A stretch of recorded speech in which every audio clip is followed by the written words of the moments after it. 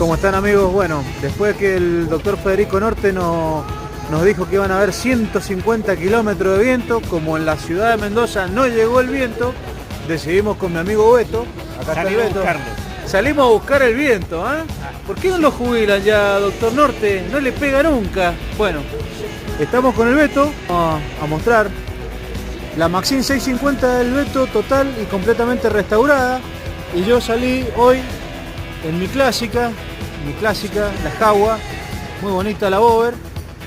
Así que bueno, nos vinimos al Valle de Uco, vamos a hacer los caminos del vino y ya después, Beto, ¿para dónde seguimos? Y creo que vamos a San Rafael a tomar un café. Y si nos da tiempo, nos vamos a San Rafael a tomar un café. Nos vemos enseguida.